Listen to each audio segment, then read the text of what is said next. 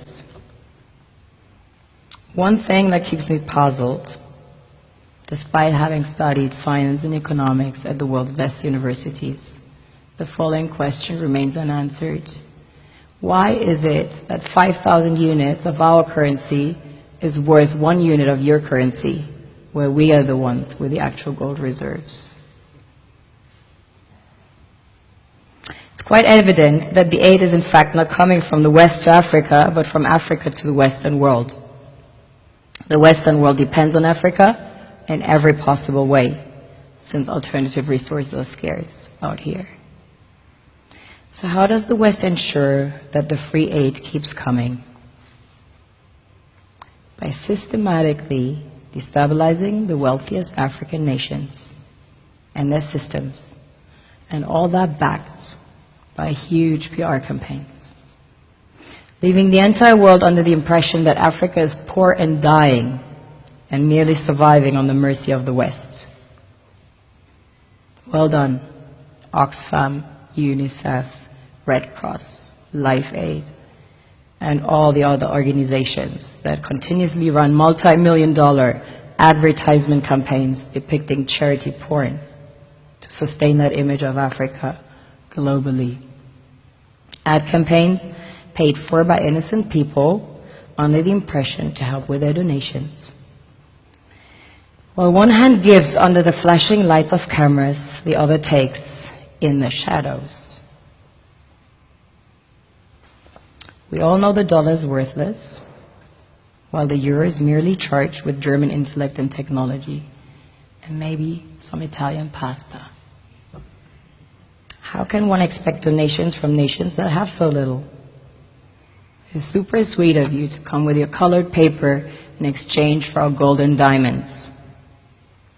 But instead, you should come empty-handed, filled with integrity and honor. We want to share with you our wealth and invite you to share with us. The perception is that a healthy and thriving Africa would not disperse its resources as freely and cheaply, which is logical. Of course, it would instead sell its resources at world market prices, which in turn would destabilize and weaken Western economies, established on the post-colonial free meal system. Last year, the IMF reports that 6 out of 10 of the world's fastest growing economies are in Africa, measured by their GDP growth.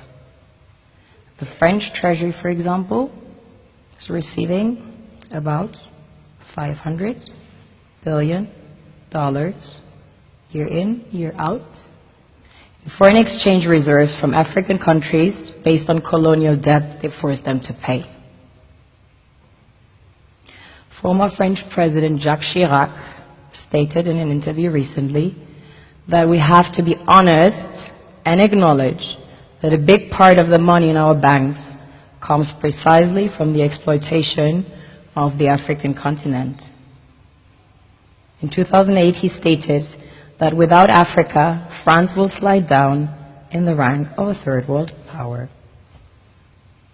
This is what happens in the human world, the world we have created. Have you ever wondered how things work in nature? One would assume that in evolution the fittest survives. However, in nature, any species that is overhunting, overexploiting the resources they depend on as nourishment, natural selection would sooner or later take the predator out, because it offsets the balance.